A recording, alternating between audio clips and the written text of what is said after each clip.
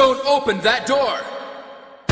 What's up, everybody, and welcome to the 2236 podcast. This is a survival horror podcast, and I'm your host, Residentdarrell, and with me for this awesome pilot episode, I got my boy, Donny. How you doing, folks? And I gotta be honest, I'm lost on the 2236. I'm glad that you asked, because 2236 is the safe code in the police department from Resident Evil 2. You will be the only person I know that will remember that.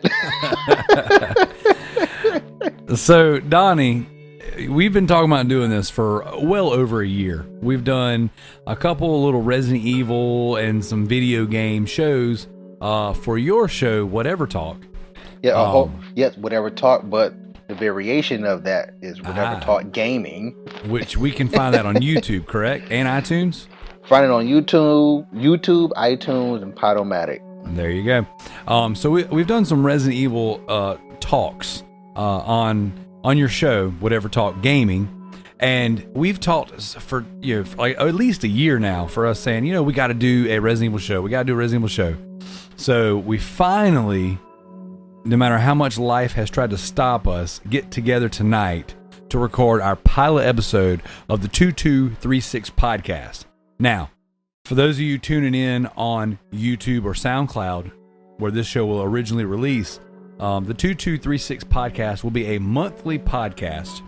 You'll be able to find it on YouTube under 2236 podcast and the Loot Bros YouTube, because this will be an extension of one of the other shows that I do, the Loot Bros podcast on YouTube. But this will be a monthly survival horror show where we talk a lot about Resident Evil, but we can't just talk about Resident Evil because so many other great games have spawned since Resident Evil opened the door for survival horror, and so many other influential games. Yes, it has. And I gotta say, but before we continue again, is that I really dig your unique title for this. I didn't know the title of it until you just said it. And that is so unique that only real Resident Evil fans would get that. And I'm a real Resident Evil fan, even though I didn't get it, because I haven't played Resident Evil 2 since Resident Evil 3 came out. Yes. So hey, you gotta cut me some slack for not remembering that. But real hardcore fans will get that, especially if they kind of like lose it for a second, then listen to the show and you explain it in the beginning. They were like, "Oh, that is super clever." There you go. Well, before we get into kind of, I guess, the guts of the show and what we're going to go for, I wanted to share a little story with you. When you said only a real Resident Evil fan would pick up on that, it's funny you say that because I frequent some of the Resident Evil fan groups, and I listen to some of the other Resident Evil podcasts that are out there.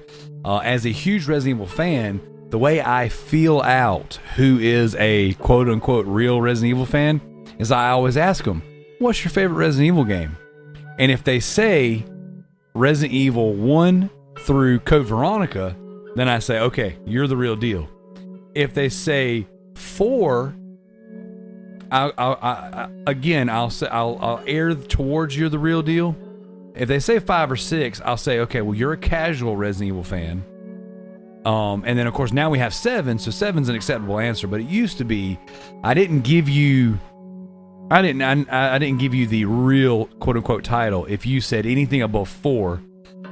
Not knocking those, because Resident Evil 5 is one of my favorite games of all time, but there is a certain type of fan that likes those first 4 games and just main entries. You know what I'm saying? Hold on, wait a second there. Wait a second. I think that's a little bit of Resident Evilist. I'm not hating. I'm not saying that you can't be a real fan liking any of them, but that's always been like a little test for me, just to feel people out. Because if somebody comes up to me and says Resident Evil 6 is my favorite Resident Evil game, I love Resident Evil 6. Don't get me wrong. They suck anyway. But they suck. Exactly. See, I'm going to go, Then maybe you came into this whole thing about the Xbox 360 generation, PS3. You're not an OG. If they say 6 is their favorite. They didn't start Resident Evil until 6. Until 6, exactly. And that's what I'm getting at. You can be, real fan, quote unquote, is just a stupid title. But man, sometimes, and now don't get me wrong, like, and anyone who's listened to this show, who's listened to any of the other podcasts I've been on, they'll understand that I have an affinity for quote unquote bad games. Like Resident Evil 6, although it sold really well, was not the favorite of all the Resident Evil games. Resident Evil Operation Raccoon City, which we'll talk about here in a little bit, not a favorite Resident Evil game. Resident Evil Umbrella Corps, the worst rated Resident Evil game of all time. I love these games. But then again, I have a certain place in my heart for like B-movie horror and really bad Resident Evil games. Like there's just something about it that no matter how bad they can be, I still find the place in my heart to love them. Hey, that's cool. That's cool because it's, in my opinion, let me just ask you this. We talked about this on my show, and just because you like say something, Resident Evil is your favorite. That's your favorite genre, I will assume, right? Okay. Now the whole, it's a difference between debating and arguing. Now, debating this Resident Evil of stuff we about to talk about now is that, can you do that without being biased? Can you be or talk about Resident Evil without being biased, whether it's good or bad? I can be objective. Okay, that's cool. I can be objective. I understand when there's flaws, and that we'll just go ahead and transition right into the goal for this show. I already said it's going to be a monthly podcast to start with, but the goal for this show is not to pick apart the entire franchise and just focus on all the stuff that we don't like and all the negative, because believe me, there's some stuff there. Obviously, what we want to do is we want to come together and celebrate the things that we love about Resident Evil, because it's done so much, it's gotten so wacky, and it has covered so much ground over the past 20 years. Now, there is realistically an endless amount of things that we can talk about and never once complain, because this franchise has done it all. But as a fan, I will always be biased for my love of Resident Evil, but I can be objective and understand when it falls short and falls flat. Okay. Well, I asked that question because, in my opinion, a good debate, in my opinion, is to be zero bias. That's in my opinion, like to have a good debate, to be, because I understand like you love it and you're gonna back it up, especially if somebody talking about it, you're gonna back it up. Oh yeah. But you have to understand that what this person may have just said, deep down like that was sucky, but you just that biased about it that you're gonna try your hardest to bring out the good out of that whackness of what is whack. But that's what I'm just saying. Like, I just feel like a great debate, you have to come with zero biasism. Yep. Well, you got to be able. Any good critic has got to be able to set their bias aside. Yes, and say, you know what? Granted, Resident Evil is by and large the most perfect franchise.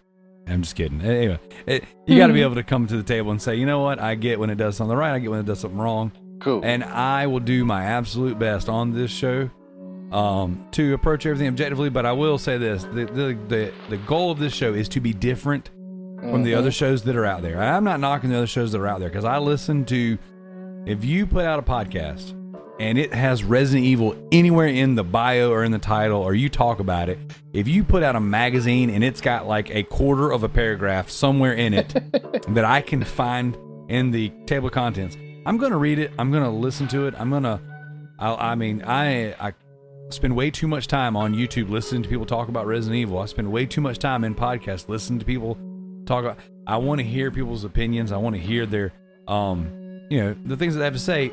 And the point of this show is to, elicit that. We want to put some things out there. We want to talk about our love for it and and critique the series.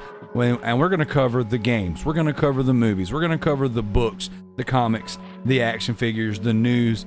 I mean, if it's Resident Evil and we can talk about it, I'm going to bring it up and we're going to give it all we got. Well, he's not going to talk about the other show. I'm calling the other shows out. I can't see how a franchise can be your favorite and you just talk negative about it. I don't see how that can even go together. So I'm calling you out. Darrell ain't going to call you out, but I'm Shots calling fired. you out. Donnie came fully loaded. That makes no sense to me. That can't even go in the same sentence. Well, Donnie, let's go ahead. Go ahead. I'm sorry. No, you go ahead. Go ahead. Say what you got to say, bud. Oh, no. I'm just going to make a joke. Like, this is my favorite video game ever. No other game can top this, but I hate the fact. What the heck, man? Dude, you wouldn't believe how many people do that. Like, it is incredible. Like it is almost, I've heard that phrase almost word for word. Resident Evil is my favorite franchise, but my God, I hate Resident Evil 5 and 6. Oh my God, Resident Evil is my favorite franchise, but oh my God, I hate first person Resident Evil 7. You wouldn't believe, I just hate it so much. And I'm like, I mean, you know, granted, there is a time and a place to be negative and to call things out, you know, and bring light to the things that you do and don't like. That's fine.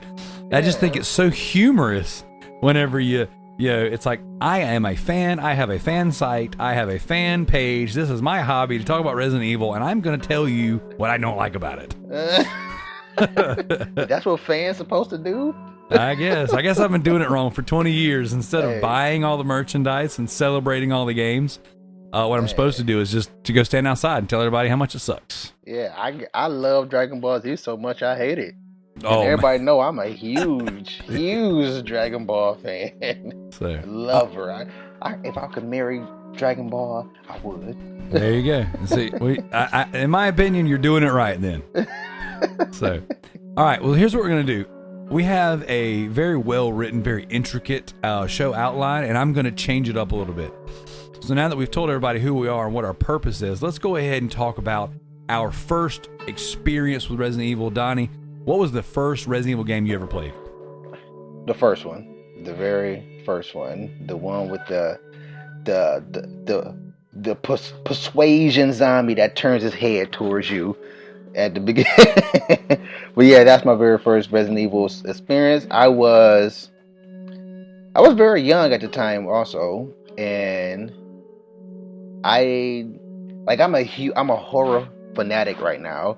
At the age I am now, I've been loving horror video games, movies for the longest. Like, I can tell you the formula of movies, and I can even tell you the time, the story of the movie, and how it's gonna end, because they almost got the same formula. That's how much of a fanatic I am now. But at the time, I didn't know horror games was gonna be that much of an impact that it is. How much I love them now. So I was just playing games just to have a controller in my hand at the time. But yes, it scared the heck out of me also. Because I was young. Yeah, absolutely. My first Resident Evil game was actually Resident Evil 2. And the way it worked out was my dad owned a video store. And we had this guy named Ahmed. And he drove around in a white van, and it was full of VHS tapes and PlayStation 1 games, Nintendo 64 games, things like that. And when Resident Evil 2 came out, this is 1998, Resident Evil 2 came out, one of my best friends got it day one. His mom bought it for him because we were too young to buy that. I came over to his house, and he turned it on, and we started off Scenario A, Leon, the car crash, the big explosion, and then we're off to the races. And we played that game all day and all night. The next day, Ahmed came by our video store with his little white van, and he opened the side door, and I go running out there when my dad's buying VHS tapes from him to rent out in our video store. And I said, Ahmed, do you have Resident Evil 2? And he told me no. And he said, but I got Resident Evil 1. And I was like, I'll take it. And I think we paid like $40 for it, you know, like that was what it cost, that was what his used price was on it. And I ran to the back of our video store, and I had my PS1 hooked up, and I was so in love with Resident Evil 2 that I ran back there, and I was like, okay, this is a Resident Evil game. I got to go. I put it in, and just went. And the rest is history. I've been playing these games for 20 years, and Resident Evil 2 was my first entry for about 12 hours. And then I bought Resident Evil 1 the next morning, or my dad bought it for me. And I played the ever-loving fool out of it. And to this day, still revisit those games. So, with that being said, Resident Evil 2 is still my favorite overall, hands down, Resident Evil game. It was the first game I played. It wasn't the first one I beat. Resident Evil 1 was. But Resident Evil 2 holds such a special place in my heart, from the different scenarios, the atmosphere, being Leon, the way Leon and Claire's story tied in together. I absolutely loved the story.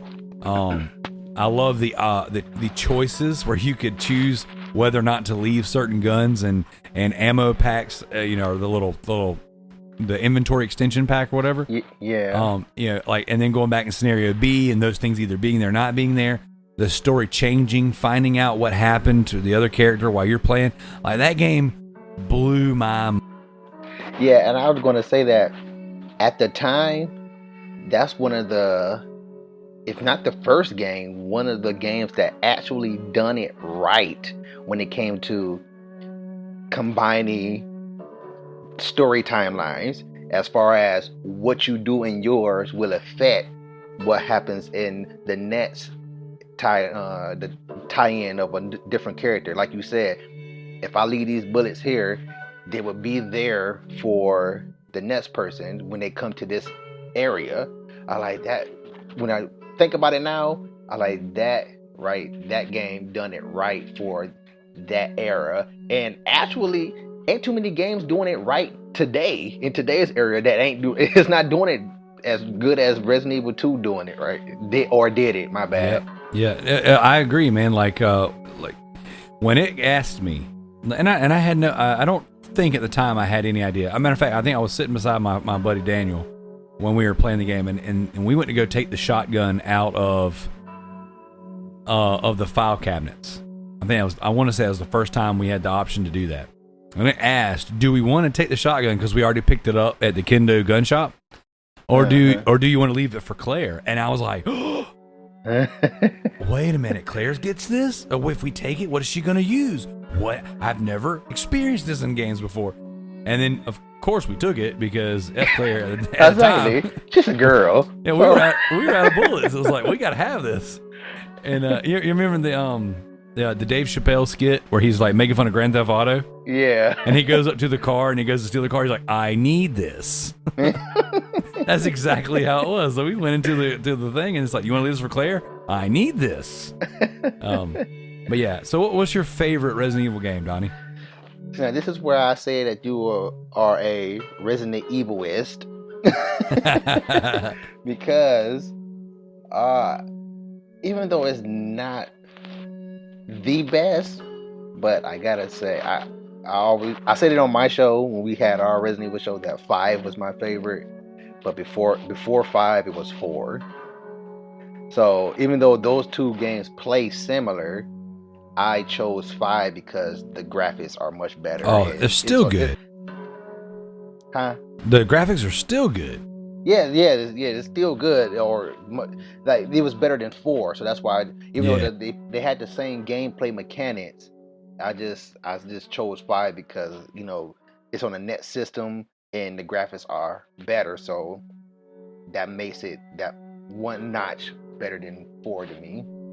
Well, and plus it's Chris too. Like I still have a dilemma on which character who I like best, Leon or Chris. Then when Chris showed me his muscles, I'm like, yeah. When I always had that same dilemma, right? And then when Chris punched those boulders, I said, that's it. That's the man. That's the guy. If I can do nothing else with my life, I want to aspire to be big and strong enough to punch a boulder to save a life. And honestly, Chris, he didn't believe he was bigger and strong enough to do that, but his adrenaline was pumping so much at the time. Yeah, dude, I can only imagine, like in a life or death situation, like someone's gonna die, or I gotta punch this rock. You know what? this rock is about to get wrecked because I'm gonna punch it for everything. Like that. I remember Resident Evil 5, my second favorite Resident Evil game of all time. All right, that even though I came off as a Resident Evilist, it is my second favorite game of all time. Period. Second favorite Resident Evil as well.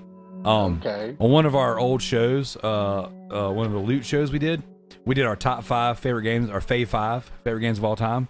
Favorite game of all time, Resident Evil 2. Second favorite game of all time, Resident Evil 5.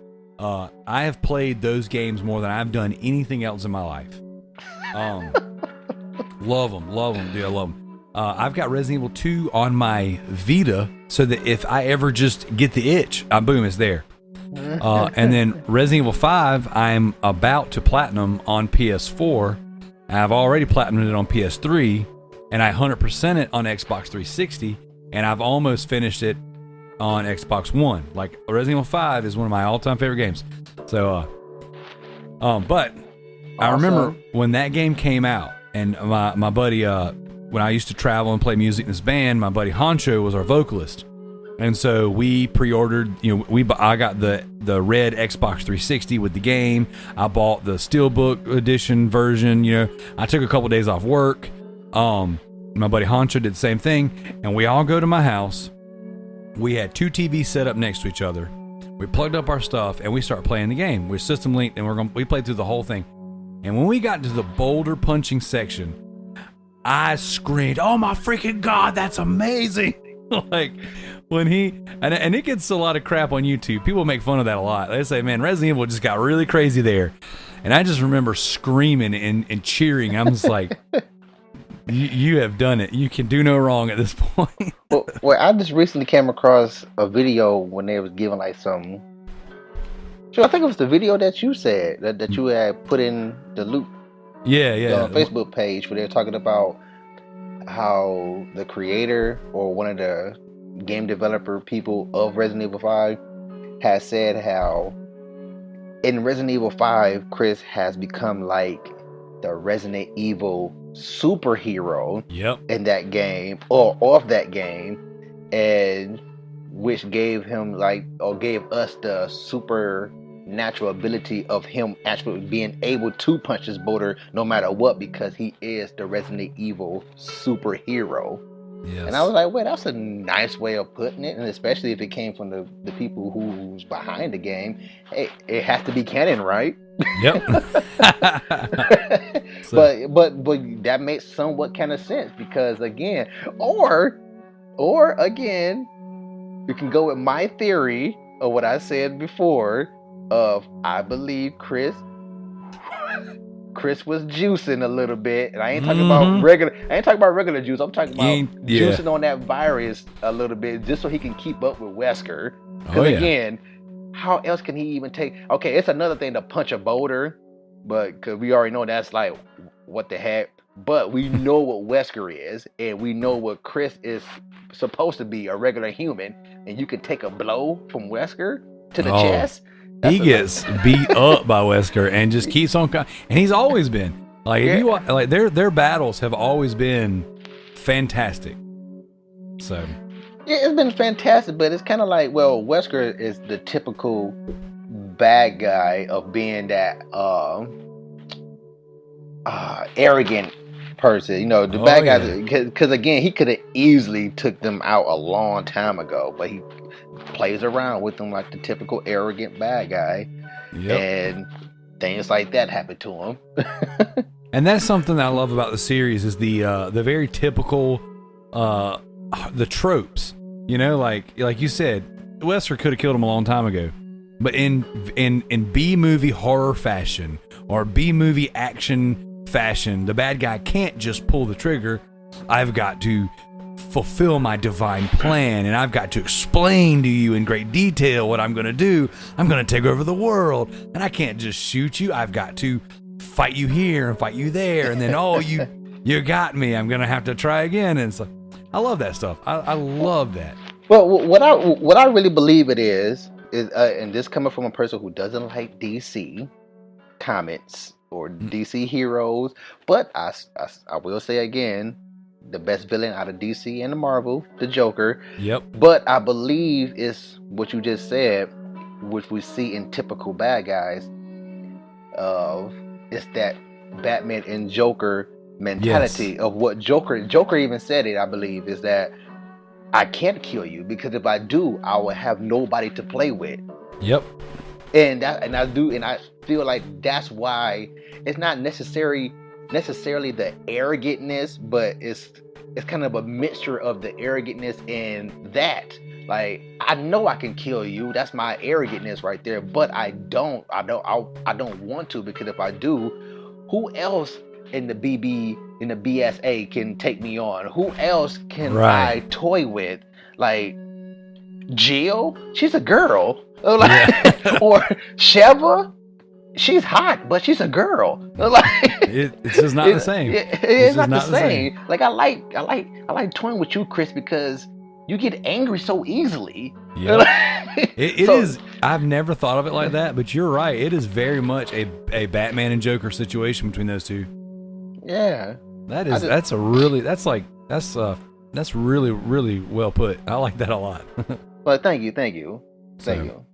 All right. Well, then, what is your favorite Resident Evil perspective, Donnie? They've done fixed camera angles for the first couple games, and then they did the third person over the shoulder for 4, 5, and 6.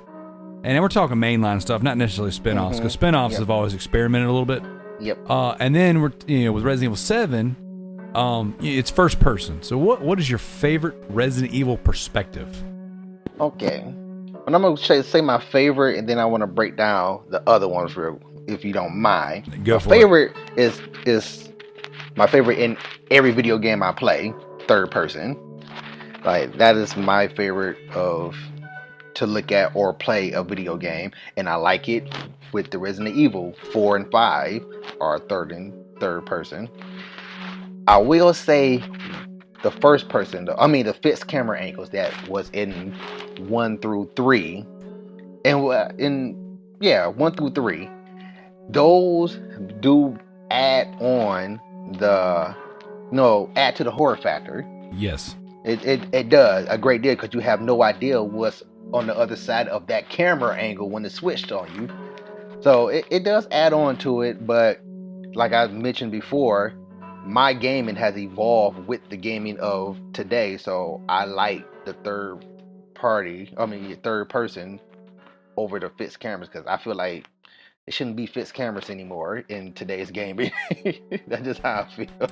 It definitely is an acquired taste. I definitely see where I've tried to get some of my friends that play games currently, that didn't grow up on Resident Evil, to go back and play some of those games, even the HD versions, of 0 and 1, and they just can't do it. Like, they don't even like God of War because the fixed perspective in some of the areas. I can go back and play them, because the reason why I can't play them is not because of the fixed camera angles, because I can still play games on whatever camera angle they give us or perspective they give us. I can play it. It's just that it's hard for me to convert to the old school play style. Oh, the tank controls and stuff like that? Yeah, the tank control. It's hard for me to convert back to that style. Like I just said, my gaming has evolved with today's gaming, so I'm used to being fluid motions and all this stuff. So that's why I can't go back and play 1, 2, and 3. Even I still go. I do try to give it a notch and play every now and then, because I do sometimes hunger for, the old school horror, because I am a fan of Resident Evil. But I only could play it for like maybe an hour or so before I'd be like, you know what? I cannot get down with these mechanics anymore. Yeah, it's tough, man. It's tough to go back to it. Yeah. I'll tell you a game I'm currently playing right now. I went back for the first time ever to go and play Metal Gear Solid 3 Snake Eater on the Vita. And it's got the old school, PlayStation, that era, those controls, man. And it's like, God, it's tough to adapt back to that. Yes, now I play Resident Evil 2 at least once a year. For up until recently, I would play through it like all the way. Here recently, I've started a game, played for a couple hours, and then not finished it or picked up on a game and played for a couple hours, just because that's like, it's my favorite. I like to just see it. I like to play it. I like to experience that nostalgia. I would have to agree with you. Third person is my favorite perspective in gaming, period. Third person over the shoulder for Resident Evil is my favorite perspective in Resident Evil. Next to that, I would have to say the first person. Not first person. Excuse me. The fixed camera angles. Again, it's hard to go back to that, but yet it makes me feel. It's nostalgic. It reminds me of the time. It reminds me of what Resident Evil was at the time. I just recently bought Code Veronica on the PS2 to PS4 classics or whatever, and it's got a full trophy list. And my plan is to go back and platinum that game. Haven't played that one in years. Yeah, I didn't know that came onto the new category, Station 2 to 4. Yep, it came out a couple months ago. They released a month ago, 2 months. Either way, a couple months ago. And it's got a full trophy list. It's got a platinum and everything. So awesome. But I forgot to mention the whole first person. Is that I'm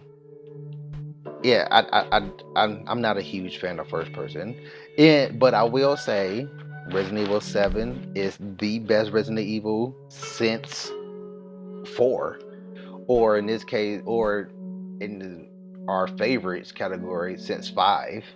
The reason why I say a 4 the first time, because 4 is where we starting to see where they were starting to go downhill in the horror aspect. That was the beginning of the downhill. Yep, down in the horror and up in the action. Yeah, so that's why I mentioned 4 first. But besides, the first person does add a new element. Since they brought horror back, it does add a new element of horror to the Resident Evil. I still prefer Resident Evil to be third person, and I still feel that by now they should have patched in a third person point of view, because I felt like I understand what they did. They just went out there, did their thing, and just said, we're gonna try something new, and if they get down with it, they get down with it. If not, then they don't. But we're not going to give them the option of the third person. I understand that, but in today's world, in today's gaming, when we got freaking crybaby gamers crying about the freaking frames per second, and you give them the option of choosing 60 or 30 frames, which is some BS in my opinion. Now that to me is a huge waste of time for developers to be doing. Since we got that option, we should have the option of going third party or first person. Well, you got games like Mass Effect 3, who the fans didn't like the ending, so they cried, and they got a brand new ending patched into the game. Are you freaking? So, I you know what? You just made me angry right now, man. You just made me angry. I see where you're coming from, because in today's gaming, it's kind of like Burger King. You kind of get it however you want it. Wait, hold on. I'm sorry, man. You gotta pause for a second of what you just said. They cried, and they actually that gave was them an alternate ending. Yeah, they didn't like the ending, so BioWare. Oh my god, that is some BS to me. Like, this is your freaking story. Tell it the way you want to tell it. If they don't like it, then come out with a freaking sequel, or don't. This is your game. I am not about to go back and rewrite my game because you crying about it. Yep. Get out of here with that. I'm sorry. Continue, man. You're good. You're good. Well, and I like the first person with Resident Evil. I think they did well. It is back to form. It is horror. It is, an old mansion-esque, setting. One day we're going to get down and just break that game wide open and talk about it in real good detail. First person is just not my favorite way to play. I play first person shooters on a regular basis. Not my favorite. I would have loved to play that game in third person, and I'm going to make a recommendation here, and this, in my opinion, would be the perfect way to play Resident Evil. I'm playing a game called Hellblade currently. It just came out this Tuesday that we recorded this week. It is third person over the shoulder, but the camera won't allow you to spin all the way around. What? Yeah. So you have a blind spot all the time. That's Yeah, weird for nowadays gaming, modern right? gaming. And like if the game, it makes sense because the game is very tense. It's got a good hack and slash style combat with the parry, block, and dodge thing that's real popular with the Dark Souls and Bloodborne games. You know, it's not near as unforgiving and as punishing as those games. But the game itself is about a woman with like psychosis and in all forms, depression, hallucinations, schizophrenia, everything. Just straight crazy. Yes, yeah. And she's a Celtic warrior, and she's going to hell to find her lover, and you know she's having to fight all these Northmen or whatever, and it's really intense. And like in the game, there's no HUDs or menus or anything, so like you kind of have to rely on the voices in your head to tell you what's going on from time to time. So for example, when you're playing the game, it recommends you play with headphones because it's in 3D audio. Yeah, so I heard that. They don't come out the controller. I don't know if they do or not. They haven't come out for me. Oh, that is. But it makes a lot of sense. It does make sense. The game. Yeah. And so you'll hear people whispering and shouting, and it's multiple voices at a time. But when you're in combat, you're kind of locked on to what you're looking at, you know, because again, it won't let you do a full 3D around you. Yeah. You know, at Resident Evil 6, you could spin the camera all around you, and right. Well, and this one, it was pretty much over the shoulder, and it's melee combat. But then when someone's behind you and about to attack you, somebody will whisper, "Oh, well, look behind you," you know, like real creepy, like. And dude, it is insane. And I'm playing the game, and I'm like, oh my god, this would be perfect for Resident Evil. The mixture of fixed camera and third person. Like, give me third person because I like to see my character and I like that view. I like the interaction of that. And I like the fact that the camera follows me so I can go around the 3D environment. But limit me to where I can't just use and abuse it so that there is tension. Things can come up behind me and I've got to be on my toes at all times. Hey, yeah. I didn't know the game was like that. I did. It does look interesting. And I thought about getting it. I still may get it. I'm not sure. But well, I highly recommend it. So far, I gotta say, and this is kind of crossing the streams a little bit with one of my other shows, but as it stands right now, that's my game of the year. Over Horizon Zero Dawn and over Resident Evil 7, Hellblade is so good, and it's so much like it has so many elements that I love about like the old Resident Evil stuff. Granted, this is kind of polar opposite of Resident Evil, but like the tension and the graphics is really good, the sound design is really good, but like there's a horror aspect to it based on the tension of the game, and it reminds me of what it felt like to play Resident Evil 4 for the first time. And you hear the priest in the Las Palaga chanting and whispering, and you know when you're going in the, you know what I'm saying, when you're in the village and you hear, you know what I'm saying, and they're yelling, yeah. It's very so Hellblade reminds me a lot of that, and Hellblade is really good. It's again my game of the year at this point. So yeah, but and I feel you too. Yeah, I think that will be a good way to implement third party or bring third party back to Resident Evil for the next installment. It's going to be another one, of course. Oh, absolutely. Yeah, so for the next installment, yeah, they need to bring it back. And shoot, me and you need to write and cry baby gamer to them to give us third party switch on and off point of views, and maybe they'll patch it in for us too. You little crybaby gamers. Boy, I can't stand crybaby gamers. That could be us. That could be us. If we just doing it wrong. You know what? And the main reason I can't stand crybaby gamers, because they make me out to be a crybaby gamer crying about them. It's a vicious cycle.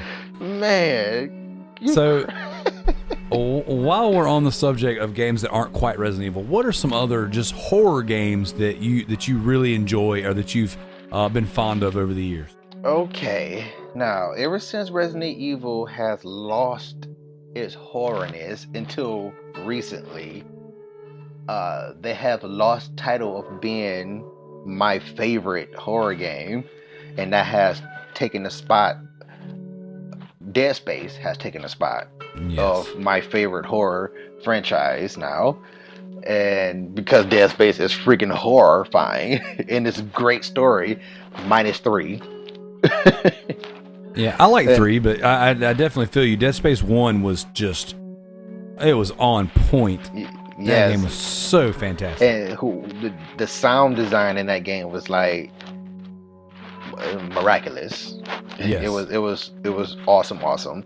Like it wasn't necessarily the creatures in the game scaring you. The game itself was scaring you. The opening menu, the song at the title screen. Yeah. I remember when I got the game, pre-ordered it, bought it. I had the day off from work, or I took the day off. Usually when a big horror game comes out, mainly Resident Evil, but every now and again I'll do it for something else. I'll take a vacation day. I'll say, hey guys, I'm not kidding, dude. That's the thing I do. I work a lot of overtime. Like I said, and I've told you before, I've worked, multiple jobs at a time, or having some sort of side thing. I work, tons of overtime. And when it comes down to a family vacation, I'll work sick. I've worked with, strep throat, flu, all that crap. When it comes time for Resident Evil game, I'll take time off. My family vacation, time off. That's about it, unless I have to for the children. But yes, when Dead Space came out, I remember putting my Turtle Beach headset on, sitting in front of my TV, and just the opening song. I was like, oh man, the opening menu. While I was just getting ready to play, I was like, oh man, this is creepy. This is creepy. And a little bit of about Dead Space. Well, not about Dead Space, but the mixture between how so many horror games get their influence from Resident Evil, and how horror has evolved into what it is now. Now I feel like Resident Evil has got its influence from Dead Space, because Dead Space go the route of giving you a horror and the gameplay mechanics of you playing a horror movie, because it's all the cutscenes, all the CG, all that is in game. And Resident Evil 7 is doing the same thing for the most part. Yeah, Resident Evil definitely launched and really kicked that door open for survival horror. Mm-hmm. But I agree, 7 takes a lot of cues from a lot of other games. Yep. It's their turn now to get some influence from other horror gamers, or the other horror franchises. Sorry. When the student becomes the teacher and the teacher becomes the student. Yes, the student has surpassed the sensei. There you go. But I agree with you. Dead Space is one of my all-time favorite game franchises, because it does exactly that. It went when no one else was going to be horror. They said, "Hey, we can do action, but we can really do horror."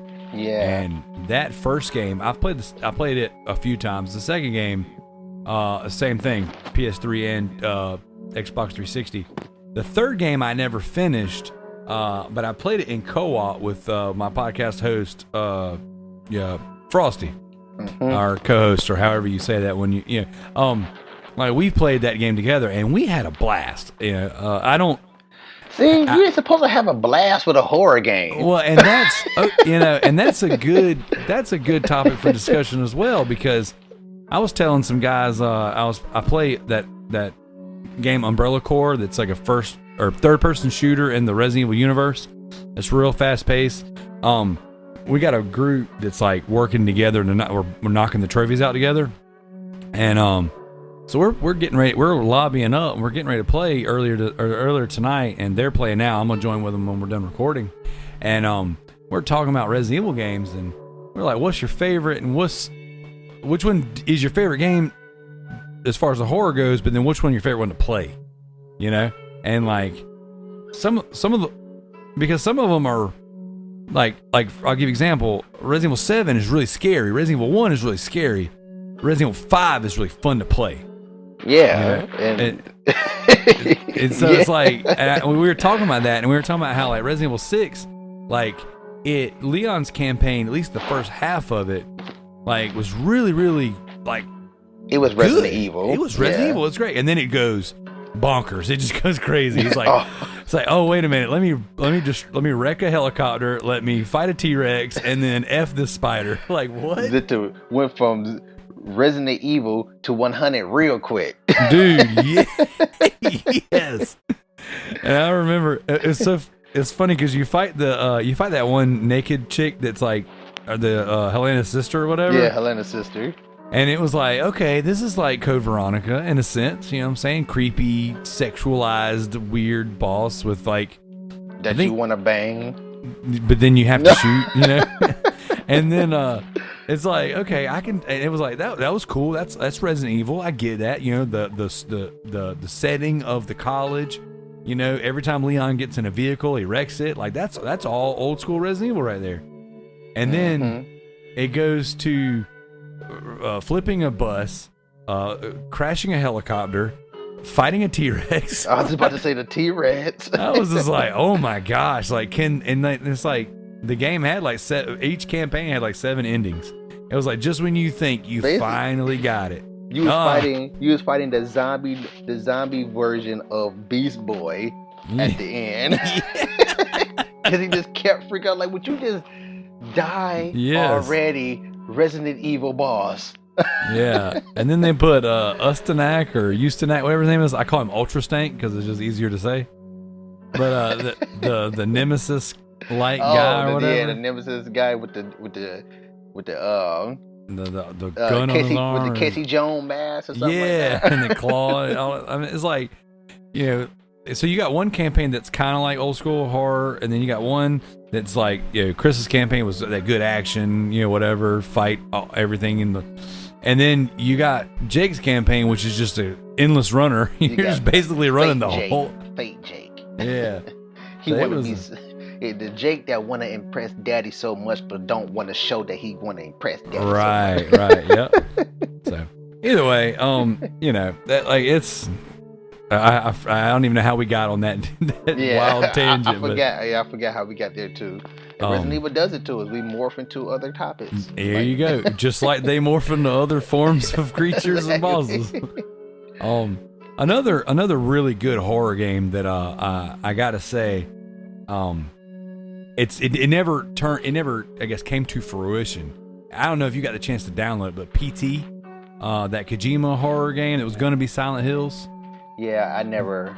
Yeah, man, I hate that we're so far away across the country together, because I have a PS4 with that game still downloaded on there. That game, or that I say game, is a demo, but man, it had there's so many layers to it, and you know Kojima, like that to me, Resident Evil 7 took a lot of pointers from that, and then other games have done it too. You got the Amnesia series, you've got Soma, you've got some of these other first-person horror games that have done very similar things, and Outlast and things like that. So I think Resident Evil 7 learned a lot from those. But those, just to kind of point out some other good horror games, man, I tell you what, those were fun. Have you played those or other horror games? Because I was just about to say that, to me, it's not really, I know it's been other horror games out there, but I'm so picky with my games nowadays, and especially my particular favorite genre is, or I wouldn't say horror is my favorite genre in the video game category, but overall it's one of my favorite genres. But I haven't really seen or played any good horror games lately. It's a handful of, like, I could count on one hand like the best horror games I ever played, and The Suffering is like in my top 3, and I'm counting Resident Evil as one, like the series as one. Yeah. It's like the Suffering is like in my top 5 of horror games. That game is scary as heck, and it has an awesome story behind it. Like, if you don't pay attention to that story while you playing it, you would be totally lost, and you'd be like, why and what's going on here? But you got to really pay attention to that game before the ending happens, because you can figure it out before the ending. Like, this guy is not what he's perceiving himself out to be. Like it's a great story. Here's a Yes. spoiler, but you are the bad guy this whole time, even though the game is giving you the perspective of you being this guy who's in prison that didn't really do what he did. But it turns out that this guy is like mentally insane and he doesn't know it until towards the end of the game. And I'm like, this would be like, if done correctly, this could be one of the good video game movies that could be actually good. Absolutely. If done correctly. The suffering is great. Not the second one though. I don't really get down with the second one. That ties the bind, just the suffering. Yeah, the suffering was great. That's one that could be brought back on the PS2 to PS4 classics with trophies. I just knew it was going to be here by now. Yeah, that's a good one. I like that one a lot. In future episodes, we'll be bringing you guys the Resident Evil news. We'll be talking about certain games, certain movies, certain books, whatever it is that is current and fresh in the Resident Evil world. And we will continue to bring other games that have, since the Resident Evil started, come out in the survival horror and horror genre. This will be a survival horror podcast, and we will mainly be talking about Resident Evil because of our shared love for Resident Evil, but we'll also bring in topics from the community, and we'll talk about different games as they release. Donny, it has been a pleasure doing the show with you and having you. If there's anything you want to plug or anywhere you want the people to reach out to you and find you, this is your time to shine, buddy. Well, of course, it's always a pleasure podcasting with you, my vice president. There you go. For 2020 now. My vice president, Residentdarrell. You gotta say the whole thing like a Trap Card Quest. Yep. But yes, you can reach my show, Whatever Talk, on Podomatic.com. That is the home of Whatever Talk. And our spin-off shows is Whatever Talk Gaming, Whatever Talk Anime, Whatever Talking to Myself, which that's self-explanatory just by the title, and Whatever Talk Top 5, which is still under construction. It's been under construction for months now. And yes, all in various other podcast apps, iTunes, SoundCloud, Spreaker, we're there too. YouTube. That's mainly where you will see our spin-off shows. It's YouTube because those have visuals. But all that stuff, all the good stuff. Awesome. Well, I am Residentdarrell. You can find me on PSN, all the social medias at Residentdarrell. This show will be on YouTube and SoundCloud to start, eventually iTunes, Google Play, all those things in the future. And you can also find the other podcast that I do, which this will be loosely associated with, is the Luke Bros podcast on YouTube and SoundCloud. Eventually that'll also go live on iTunes and all that stuff once we get all of our assets and all of our stuff in order. If you are listening to the show and you got any questions or any kind of feedback, or you want to join in on any of the topics that we share, feel free to send us some comments, put it out there in the YouTube comments or on SoundCloud, or if you want to find us on the socials or join the Facebook group, the Luke Bros podcast, you'll find myself and Donny, along with a bunch of like-minded, proven rejects like us, to sit back, talk. You can share your love for video games, horror, Resident Evil, and all sorts of things. We love to talk. We love to share our opinions, and we love to celebrate video games and make fun of whiny crybaby gamers. Which in return makes us crybaby gamers. Exactly. It all comes full circle. So with that being said, thank you for listening to the 2236 podcast, and we will see you next time. Peace out. That was too close. You were almost a Jill sandwich.